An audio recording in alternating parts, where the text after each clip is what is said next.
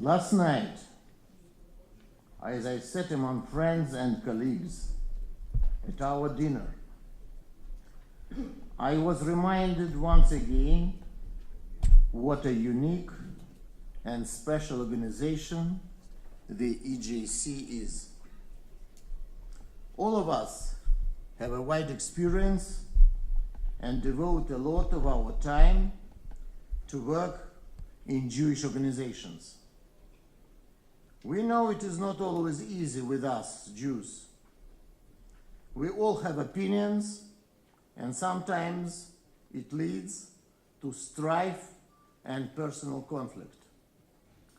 So when we see an organization that brings together the democratically elected heads of Jewish communities from 42 countries, it could be 40 times worse, but it isn't. This organization works in unity and harmony, collectively like a team. But I want to tell you that unity just for the sake of unity itself is not we all are about. We need this unity and collective purpose because over the last 4 years, the situation in Europe has become more strained and more complicated for Jews. An economic crisis is laying the ground for a new eruption of the extreme right, who consider Jews to be the reason for all human crises. What we have already defined as a historical anti-Semitism has become reality in Greece and Hungary. It is also becoming a creeping trend, as one can read in the poem What Must Be Said by Günter Grass, published earlier this year. With the intensive Muslim migration to Europe and the ethnic tension it brings, it has led to a new wave of anti-Semitism, which is now a real threat to our security. The turbulence in the Arab world has created also a situation where any tiny spark, like a crazy film on YouTube, can create a wave of violence against our communities. The situation in the Middle East and the situation with Iran is a major threat for our Jewish state, but it is also a threat to us, as any escalation in these areas can immediately spill over to Europe and to our communities.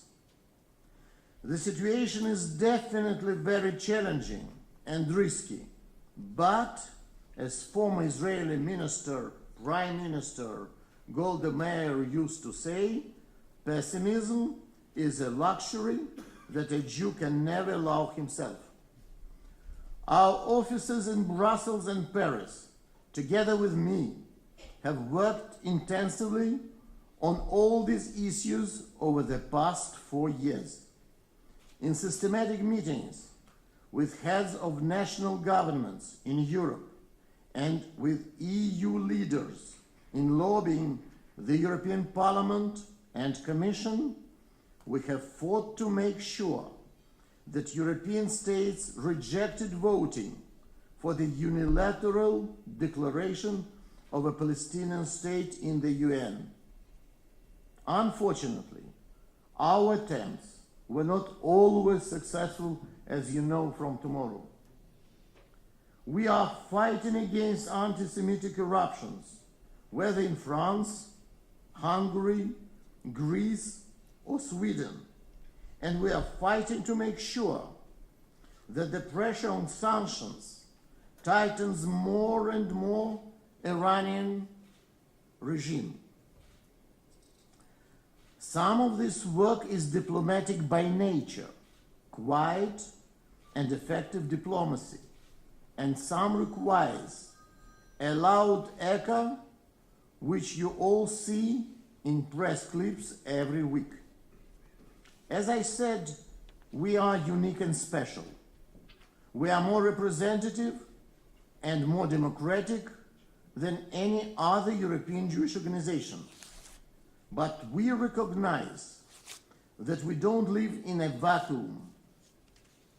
We cooperate with other organizations, putting a special emphasis on non-Jewish organizations. Yesterday we held our seminar on crisis management in full cooperation with World Jewish Diplomatic Corps, and we work closely with Bnei Brit, European Council of Jewish Communities, and many, many others. But in my view, our work with non-Jewish NGOs is extremely important as well.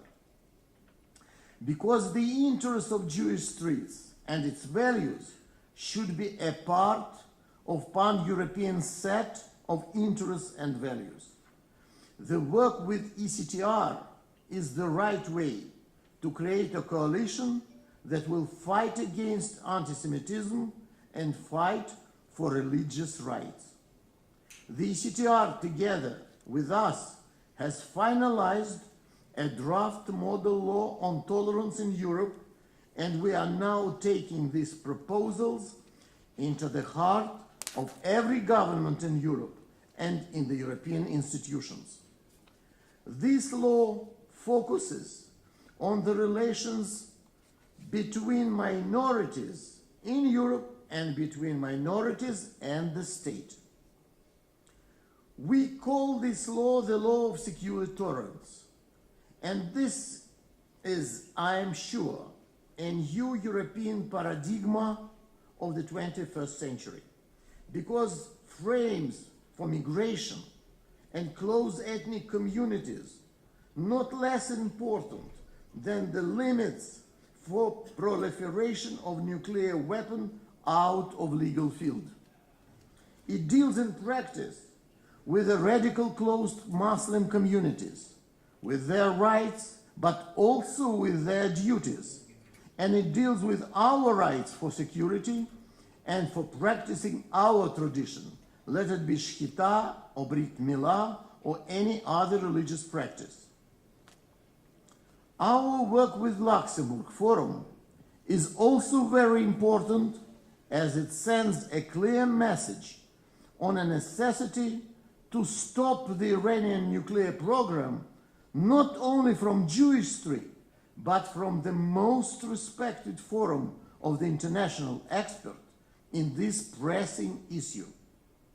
As always, our connection to our Jewish state is at the center of our activities, and strengthening relationship between the EU and Israel is one of the tasks we are working on constantly.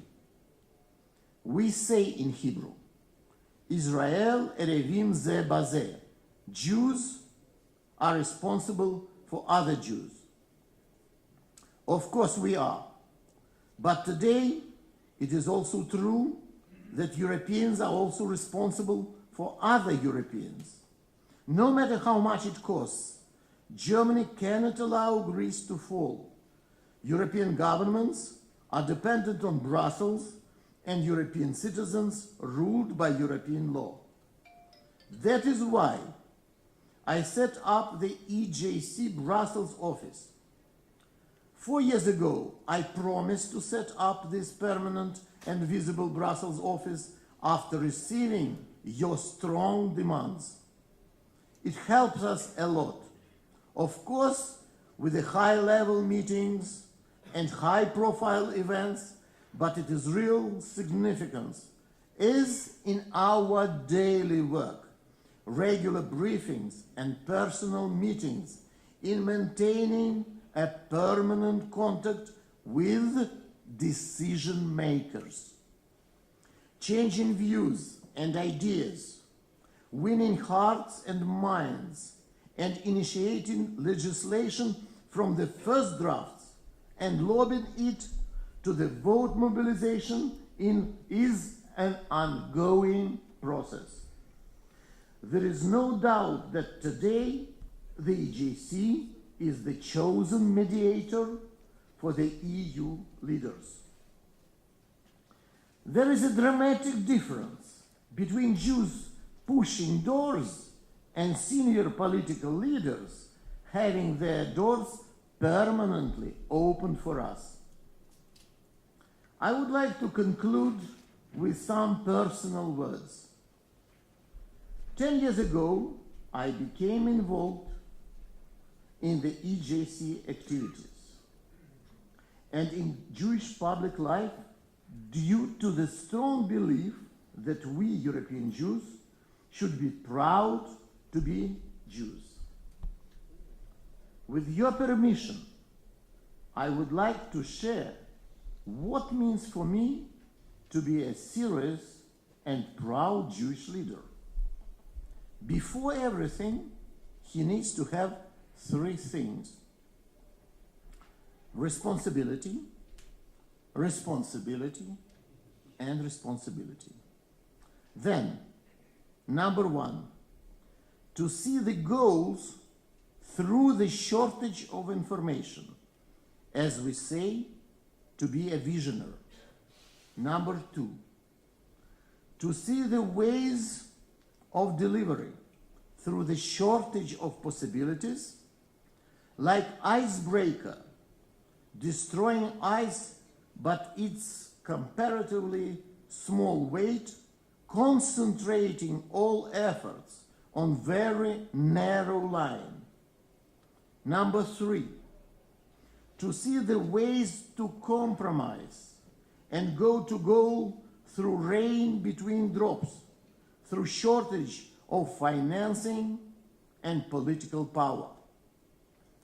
Just one example. In 2005, we all were very much aware about Russian delivery of S-300 missile complexes to Iran. Same time, as you well know, we organized in January 27 the 60th anniversary of Auschwitz liberation in Poland. And we succeeded to trigger the political chain reaction of attention from more than 40 state leaders, including Russia, France, Germany, and United States. Russian president, for the first time in history, accepted the invitation of my dear friend, President Katsav, to visit Israel. We started using these possibilities, endless talk about S-300 and why these complexes are not defensive but offensive. We continued this pressing up to 2009 with even new Russian president. I think the EJC delegation, including Roger Kuckerman, Peter Feldmayer, Vivian, and many others, remember that President of Russia and Foreign Minister were not so happy to discuss these issues. But after getting information of new unknown enriching facilities, S-300 complexes and contracts were cancelled. This example shows EJC had a role in this drama. The case started during Holocaust ceremony and finished 4 years later is in unexpected but positive way for Israel and for us. It was like Purim phenomena. Hashem helped us when we have done ourselves our best. We should be proud of our beautiful heritage. We should be proud of our thoughts and our beliefs, of our common values and what we are. Everything I do in Jewish life is aimed at making our identity stronger, protecting our security and our religious rights, to make sure we can walk the streets of Europe as proud Jews.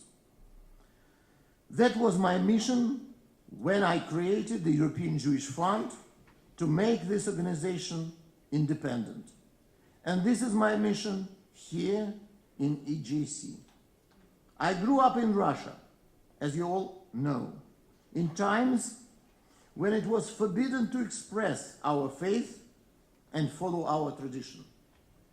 We were Jews with no pride, with no independence. We were desperate for the assistance of American Jews. We were completely dependent.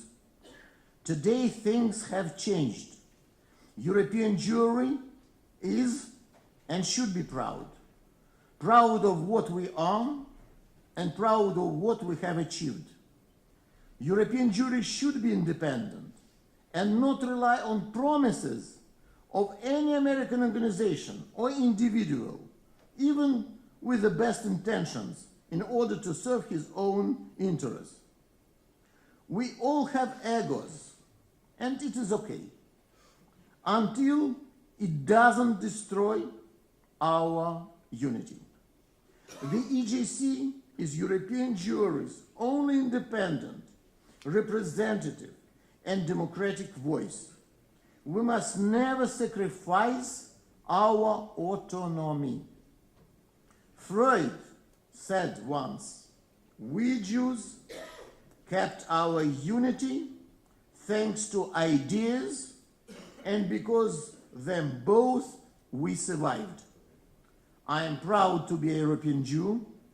I will be proud to lead this organization to great achievements and success in the next 4 years, but it is possible only in full cooperation with you, my dear brothers and sisters. Thank you very much.